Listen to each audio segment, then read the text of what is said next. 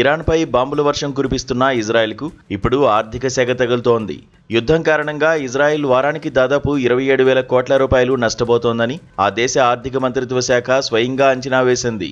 దేశంలో విద్యా సంస్థలు, వ్యాపార సముదాయాలు మూతపడ్డంతో ఆర్థిక వ్యవస్థ కుప్పకూలే స్థితికి చేరుకుంది.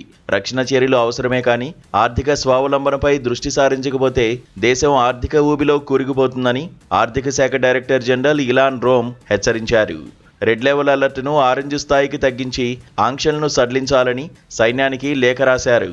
ఇరాన్పై దాడుల కోసం అమెరికా చేస్తున్న ఖర్చు ఆకాశాన్ని తాకుతోంది.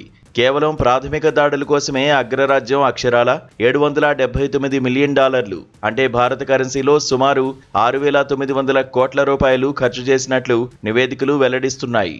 ట్రంప్ ప్రకటించినట్లుగా ఈ యుద్ధం సుదీర్ఘకాలం కొనసాగితే ఈ ఖర్చును అంచనా కూడా వేయలేమని విశ్లేషకులు చెబుతున్నారు.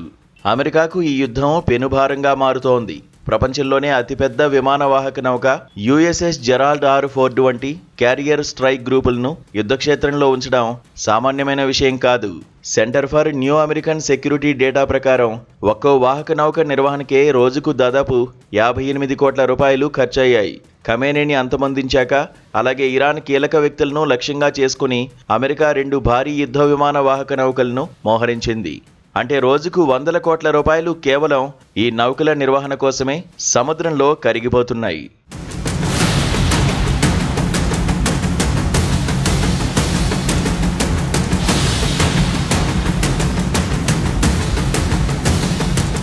కేవలం బాంబులు వేయడమే కాదు, సైన్యాన్ని సిద్ధం చేయడం, వారికి నిత్యావసరాలు అందించడం, యుద్ధ సామాగ్రిని తరలించడం వంటి పనుల కోసం అమెరికా $630 మిలియన్, అంటే సుమారు 5,556 కోట్ల రూపాయలు ఖర్చు చేసింది.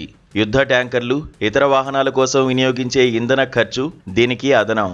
యుద్ధం సుదీర్ఘంగా సాగితే అటు ఇజ్రాయిల్, ఇటు అమెరికా ఖజానాలు వేగంగా ఖాళీ అయ్యే ప్రమాదం కనిపిస్తోంది. ఆయుధాల తయారీ పెంచాలని ట్రంప్ చెబుతున్నా ఆ ఖర్చును భరించే సామర్థ్యం ఎంతవరకు ఉందన్నది ఇప్పుడు పెద్ద ప్రశ్న.